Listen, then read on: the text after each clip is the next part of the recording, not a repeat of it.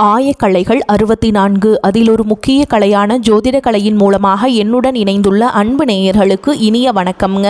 மேஷ ராசி நேயர்களுக்கு புதுசாக அப்படி என்ன இருக்க போகுது, எப்பவும் போல வாழ்க்கை கீழேயே தான் போகுது அப்படின்னு கதரும் நேயர்களுக்கு ஒரு நல்ல செய்தி காத்திருக்குதுங்க. அந்த செய்தியை தெரிஞ்சுக்கிறதுக்கு முன்னாடி இந்த உலகை காக்கும் முருகப்பெருமானுடைய பாதம் தொட்டு வணங்கி வீடியோக்குள்ளே போகலாங்களா? என்னுடன் சேர்ந்து நீங்களும் இந்த மந்திரத்தை சொல்லிட்டே உங்களால் முடிஞ்சதுன்னா கமெண்ட் பாக்ஸில் ஒரு முறை கமெண்ட் பண்ணுங்க. ஓம் முருகா போற்றி, ஓம் முருகா போற்றி, ஓம் முருகா போற்றி. பழனி ஆண்டவா, செந்தூர் வேலவா, சீரும் போர் தளபதியே, சேவல் கொடி ராஜாவே, நீதான் ஐயா இந்த அப்பாவி மக்களை கஷ்டங்களில் இருந்து காப்பாற்றி காலம் முழுக்க கூடவே இருக்கணும். இவங்களுக்காக நான் தினமும் உங்ககிட்ட வேண்டிக்கிறேன். இவங்களுக்கு ஒண்ணுனா நீதான் ஐயா பொறுப்பு. அப்படியே நான் சொல்லும் ஜோதிடமும் பழிக்க நீதான் ஐயா அருள் புரியணும். தினமும் உங்களுக்கு கிரகநிலை மாற்றத்தால் வரக்கூடிய சுப பலன்களை அறிய கட்டாயம் சப்ஸ்கிரைப் பண்ணி பெல் பட்டன் அப்புறம் ஆல்னு ஆப்ஷன் இருக்கும், அதையும் கொடுத்து வைங்க. ஒவ்வொரு பதிவும் உங்களைய வெற்றியடைய வைக்க வேண்டும் அப்படிங்கிற எண்ணத்துல தாங்க போட்டுட்டு இருக்கோம். மேஷம் ராசிக்காரங்களை பத்தி சொல்லணும்னா எவ்வளவோ கஷ்டப்பட்டு மாறி மாறி உழைச்சாலும் அதுக்கு ஏத்த ஒரு அங்கீகாரம் கிடைக்காத ராசியா, பல நேரங்கள்ல ஒரு மதிப்பு கிடைக்காத ராசியா இவங்க இருக்காங்க. அப்படி ஒரு மதிப்பில்லாத ராசியா இருந்தாலும் பரவாயில்ல, பாசத்துக்கும் உண்மையான நேசத்துக்கும் கட்டுப்பட்டு தங்களுக்குள்ள இருக்கக்கூடிய துன்பத்தையும் கஷ்டத்தையும் வெளியே காட்டிக்காம மனசுக்குள்ளேயே மறைச்சிக்கிட்டு பல நேரங்களில் அசிங்கத்தையும் அவமானத்தையும் சந்திச்சாலும் கூட அதையெல்லாம் பெருசாக வெளிப்படுத்தாம நம்ம அசிங்கப்பட்டாலும் பரவாயில்ல, நம்ம குடும்பமே நல்லா இருக்கணும்னு தனக்குன்னு இருக்கக்கூடிய உறவுகளை காக்கக்கூடியவங்களா, ரொம்பவே உயர்ந்த குணம் கொண்டவங்களா இவங்க இருக்காங்க. இவ்வளவு அருமையான நற்குணங்களை கொண்ட மேஷ ராசிக்கார அன்பர்களே, சகோதர சகோதரிகளே, எல்லாரும் எப்படி இருக்கீங்க? நல்லா ஆரோக்கியமா இருக்கீங்களா? ஏங்கம்மா நீங்க வேற எங்களை பார்த்து இப்படி ஒரு கேள்வி கேட்குறீங்களே? இப்போ எங்க வாழ்க்கையில் இருக்கக்கூடிய பிரச்சனைகளை எல்லாம் பார்த்தா நாங்க ஆரோக்கியமா இருக்கிற மாதிரியா தெரியுது. நாங்க இந்த உலகத்துல இன்னும் உயிரோட வாழ்றதே பெரிய அதிசயமா இருக்கு. நாங்க எப்படிமா ஆரோக்கியமா வாழ முடியும் அப்படின்னு உங்க மனசுல நீங்க நினைக்கிறது எனக்கு நல்லாவே புரியுதுங்க. மேஷ ராசிக்கார நேயர்களே, கவலைப்படாதீங்க. உங்க வாழ்க்கையில இருக்கக்கூடிய இந்த துன்பமான சூழல் எல்லாமே இனி வரக்கூடிய காலங்கள்ல கோடை காலத்துல மறைஞ்சு போற காணல் நீரா காணாமலே மறைய போகுதுங்க. இது நாள் வரைக்கும் திருமணம் ஆகாதவங்களுக்கு எல்லாம் இருந்த திருமண தடை முற்றிலுமா நீங்கி டும் டும் கெட்டி மேளம் கொட்ட வெகு விமர்சையா திருமணம் நடக்க போகுதுங்க. அதே போல குழந்தை பாக்கியம் இல்லாதவர்களுக்கு வீட்டில் மழலை சத்தம் கேட்கறதுக்கான குழந்தை பாக்கியம் கிடைக்க போகுதுங்க. நீண்ட நாட்களா பூர்வீக சொத்து ரீதியா இருந்த அனைத்து வில்லங்கங்களுக்கும் பிரச்சனைகளுக்கும் ஒரு நிரந்தரமான தீர்வு கிடைக்க போகுது. உங்களுக்கு நியாயமா வர வேண்டிய பூர்வீக சொத்து பத்திரமா உங்க கையில வந்து சேர போகுதுங்க. மொத்தத்துல உங்க வாழ்க்கையில நல்லதெல்லாம் அடுக்கடுக்கா வரிசையா நடக்க போகுதுங்க. உங்களுடைய நீண்ட நாள் ஆசைகள் கனவுகள் எல்லாமே ஒவ்வொன்றா நிறைவேற போகுதுங்க. சரிங்க, இப்போ மேஷ ராசிக்காரங்களுடைய கிரக நிலைகள் எப்படி இருக்குன்னு விரிவா பார்க்கலாங்க. தன வாக்கு குடும்பஸ்தானத்துல சந்திர பகவான் அமர்ந்திருக்காரு. தைரிய வீரிய ஸ்தானத்துல குரு பகவான் பலமா இருக்காருங்க. பஞ்சமஸ்தானத்துல ஞானக்காரகன் கேது பகவான் இருக்காருங்க. பாக்கியஸ்தானத்துல கிரகங்களின் தலைவனும் சூரிய பகவானும் புதன் பகவானும் சுக்கிர பகவானும் செவ்வாய் பகவானும் சேர்ந்திருக்காங்க. லாபஸ்தானத்தில் சனி பகவானும் ராகு பகவானும் இருக்காங்க. இதன் மூலமாக உங்கள் வாழ்க்கையில் இனி வரக்கூடிய நாட்களில் பலவிதமான நன்மைகள் நடக்க போகுது. எப்படி கிரக நிலைகள் மாறுறதுனால மேஷ ராசிக்காரர்களுக்கு என்னென்ன லாபங்கள் நடக்க போகுது, எப்படி அதை நமக்கு சாதகமாக லாபமாக மாற்றுறது அப்படிங்கிறத பற்றி ரொம்பவே தெளிவாக விரிவாக இந்த வீடியோ பதிவில் பார்த்து தெரிஞ்சுக்க போகிறோம். இந்த காலகட்டம் வாழ்க்கையில் நீங்கள் துளியும் எதிர்பாராத திருப்பங்களை ரொம்பவே எளிதாக கொடுக்கக்கூடிய நேரமாக இருக்குதுங்க. நீங்கள் கனவு கண்ட விஷயங்கள் நடக்காமல் இழுபறியாக இருந்த விஷயங்கள் எல்லாமே இனி சுலபமாக நடக்க போகுது.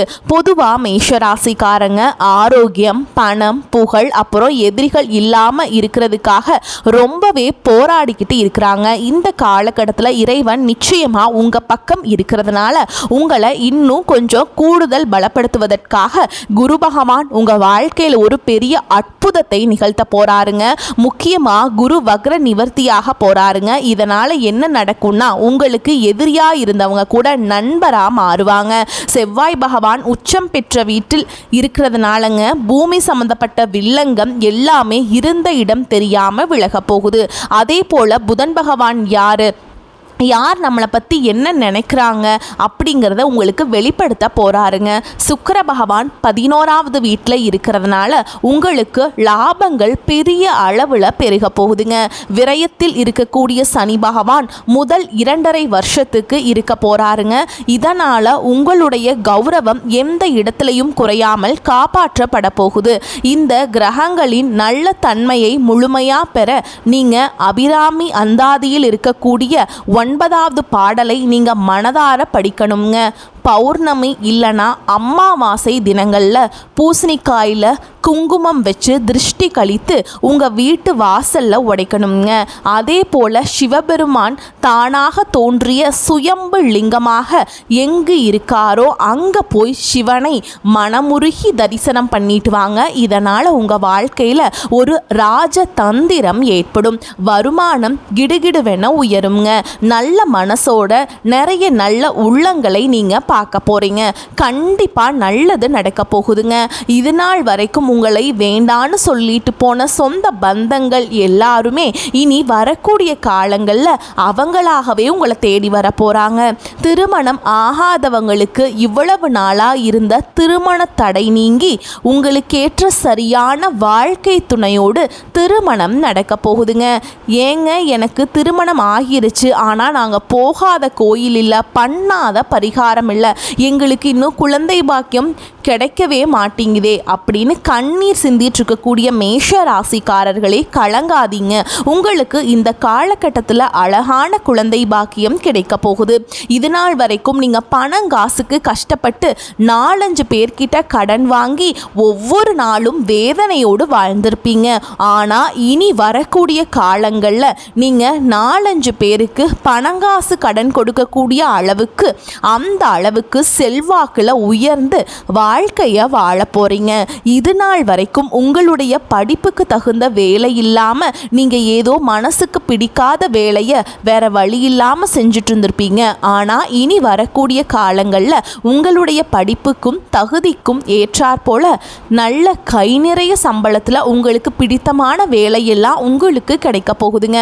மொத்தத்தில் உங்களுடைய வாழ்க்கையே ஒரு சொர்க்க வாழ்க்கையாக மாறப்போகுதுங்க. நிறைய பேர் குலதெய்வம் எங்கேயோ இருக்குது, என்னமோ இருக்குது அப்படின்னு கவலைப்படுறீங்க. அப்படியெல்லாம் நீங்கள் நினைக்க வேண்டாமுங்க. நீங்கள் எங்கிருந்தாலும் உங்கள் வீட்டில் ஒரு தீபம் ஏற்றி வச்சு அந்த தீப ஒளியில் தெய்வங்கள் இருக்கிறாங்க அப்படின்னு மனசில் ஆழமாக நினச்சி வழிபாடு செய்யுங்க. ஒருவேளை உங்களுக்கு குலதெய்வமே தெரியாவிட்டாலும் பரவாயில்ல, வீட்டில் தீபம் ஏற்றி வச்சு ஏதாவது ஒரு நல்ல நாளில் எங்கள் குலதெய்வமேன்னு நினச்சி வழிபாடு செய்யுங்க. ஏன்னா குலதெய்வ வழிபாடு குலம் காக்குங்க, குலம் தழைக்கும். எப்போவுமே முதல்ல குலதெய்வம், அப்புறம் இஷ்டப்பட்ட தெய்வம், அப்புறம் தான் உங்களுக்கு விருப்பப்பட்ட தெய்வம்ங்க. எந்த கோயிலுக்கு போனாலும் என்ன பரிகாரம் பண்ணாலும் வாழ்க்கையில் ஒரு ஏற்றம் இல்லை அப்படின்னு நீங்கள் வருத்தப்பட்டு சொல்லுவீங்க. அப்படிப்பட்டவங்க தினமும் காலையில் எந்திரிச்ச உடனே முதல் வேளையாக சூரிய பகவானை நமஸ்காரம் பண்ணுங்க. அவங்களுடைய அனுகிரகம் இருந்தால் போதும். மற்ற கிரகங்கள் எல்லாம் சாதகமாக இல்லைனா கூட பரவாயில்ல, அந்த சூரியனுடைய பிரகாசம் உங்கள் வாழ்க்கையவே பிரகாசமாக மாற்றிருங்க. அந்த வெளிச்சம் உங்களை வந்து சேருங்க. உங்கள் வாழ்க்கையில் இருக்கக்கூடிய கண்ணீர் எல்லாம் பனி போல கரைஞ்சு போயிருங்க.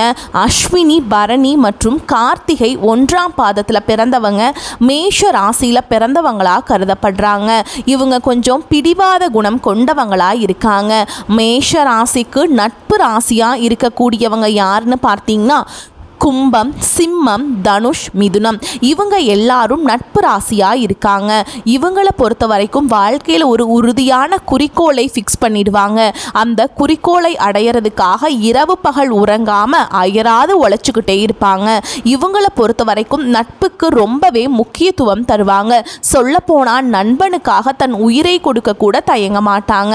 தன்னுடைய குடும்பத்துக்காக தன் ஒட்டுமொத்த வாழ்க்கையையும் அர்ப்பணம் செய்யக்கூடியவங்களா இவங்க இருக்காங்க. பிறப்பிலேயே ஒரு தைரியமான குணம் இவங்க கிட்ட இருக்குதுங்க. அடுத்தவங்க செய்ய முடியாதுன்னு நினைச்ச விஷயத்தை எல்லாம் கூட இவங்களுடைய தைரியத்தால அந்த காரியத்தில் முழுமையாக முயற்சி பண்ணி அந்த காரியத்தில் வெற்றி அடையக்கூடியவங்களா இவங்க இருக்காங்க. உங்கள் வாழ்க்கையில் இனி வரக்கூடிய நாட்கள் ரொம்பவே அருமையாக இருக்க போகுதுங்க. உங்களுடைய ஆசைகள், கனவுகள் எல்லாமே நிறைவேற போகுது. உங்களுடைய மனசில் ஒரு பெரிய தெளிவு அதிகரிக்க போகுது. புதுசாக நம்பிக்கை பிறக்க போகுது. அடுத்தவங்க செய்ய முடியாதுன்னு ஒதுக்கி வச்ச காரியத்தை கூட நீங்கள் அழகாக திட்டம் தீட்டி முயற்சி பண்ணி அந்த காரியத்தில் நீங்கள் வெற்றி அடைய போகிறீங்க. பழைய கவலைகள் எல்லாமே மெதுவாக குறைய போகுது. குடும்பத்தில் ஒற்றுமை ஏற்பட போகுது. இதுநாள் வரைக்கும் புருஷன் பொண்டாட்டிக்குள் இருந்த சண்டை சச்சரவுகள் எல்லாமே விலக போகுது. மனசில் ஒரு பெரிய நிம்மதி ஏற்பட போகுதுங்க. உடல்நிலை ரொம்பவே ஆரோக்கியமாக இருக்க போகுது. நல்ல செய்திகள் பல திசைகள்லேருந்து உங்களை தேடி வர போகுதுங்க. தடைபட்ட சுபகாரியங்கள், வேலைகள் எல்லாமே நடக்க போகுதுங்க. பொருளாதார நிலை மெதுவாக உயரப்போகுது. புதுசாக சேமிப்பு செய்யும் எண்ணம் உங்களுக்கு வரப்போகுதுங்க. உடல் சோர்வு குறைய போகுது. உங்களுடைய உறக்கம் சீராக இருக்க போகுதுங்க. நல்ல மனிதர்களுடைய நட்பு தானாகவே உங்களை தேடி வரப்போகுது. உங்களுடைய மதிப்பும் மரியாதையும் சமூகத்தில் உயரப்போகுதுங்க. வேலை செய்கிற இடத்துல பாராட்டு உங்களுக்கு கிடைக்க போகுது. புதிய வாய்ப்புகள் உங்களை தேடி வரப்போகுது. உங்களுடைய கற்றல் திறன் அதிகரிக்க போகுது. ஆன்மீகத்தின் மீது உங்களுடைய ஆர்வம் அதிகரிக்க போகுது. உங்களுடைய பயம் குறைய போகுது. தன்னம்பிக்கை அதிகரிக்க போகுதுங்க. பழைய பிரச்சனைகளுக்கெல்லாம் ஒரு நிரந்தர தீர்வு கிடைக்க போகுதுங்க. குடும்பத்தில் மகிழ்ச்சி ஏற்பட போகுது. சுபகாரியங்கள் அடுக்கடுக்காக நடக்க போகுது. நீங்கள் செல்லக்கூடிய பயணங்கள் உங்களுக்கு நன்மையை தரக்கூடியதாக அமைய போகுது. வீண் செலவுகள் எல்லாமே குறைய போகுது. நல்ல தெளிவான முடிவுகள் எடுக்க முடியுங்க. உங்களால் மன அமைதி கிடைக்குங்க. உறவுகளில் புரிதல் அதிகரிக்கும். உங்களுடைய முயற்சிகள் எல்லாமே வெற்றி பெறுங்க. உங்களுடைய பொறுமைக்கான பலன் நிச்சயமாக உங்களுக்கு இந்த காலகட்டத்தில் கிடைத்தே தீரும். எதிர்பார்த்த உதவி உங்களை தேடி வரும். எதிர்கால நம்பிக்கை அதிகரிக்கும். மொத்தத்தில் உங்கள் வாழ்க்கையில் சந்தோஷம் நிலச்சிருக்க போகுதுங்க.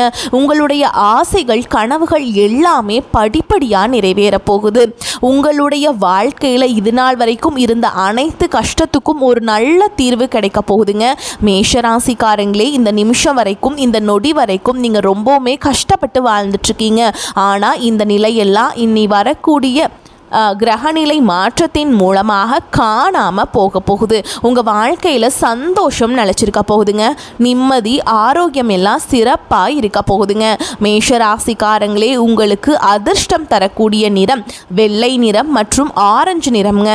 அதிர்ஷ்டம் தரக்கூடிய திசை தென்மேற்கு மற்றும் வடகிழக்குங்க. அதிர்ஷ்டம் தரக்கூடிய எண்கள் 6 மற்றும் 8ங்க. அதிர்ஷ்டம் தரக்கூடிய கிழமைகள் வியாழக்கிழமை மற்றும் வெள்ளிக்கிழமைங்க. உங்களுக்கு அதிர்ஷ்டம் தரக்கூடிய மலர்கள் என்னன்னு பார்த்தீங்கன்னா மல்லிகை மலர் மற்றும் ரோஜா மலருங்க. மேஷராசிக்காரங்களே, உங்கள் வாழ்க்கையில் மேலும் நல்லதெல்லாம் நடக்க நீங்கள் செய்யக்கூடிய ஒரு எளிய பரிகாரம் என்னன்னு பார்த்தீங்கன்னா, உங்கள் வீட்டு பக்கத்தில் இருக்கக்கூடிய ஆதரவற்ற வயதான முதியவர்களுக்கு உங்களால் முடிஞ்ச உதவிகளை, சாப்பாடோ துணிமணியோ உங்களால் முடிஞ்சதை செஞ்சுட்டு வாங்க. இந்த உதவியை நீங்கள் மனசார செய்கிறதன் மூலமாக உங்கள் வாழ்க்கையில் இருக்கக்கூடிய துன்பங்கள் எல்லாமே குறைந்து இன்பங்கள் இரட்டிப்பு மடங்காக கிடைக்குங்க. எப்போவுமே நல்லதே நடக்கும். நல்லது மட்டும்தான் நடக்கும். வரக்கூடிய வாய்ப்புகளை தவற விட்டுறாதீங்க. கெட்டியாக பிடிச்சுக்கோங்க. வாழ்த்துக்கள். வாழ்க வளமோடு நலமோடு. நன்றி, வணக்கம்.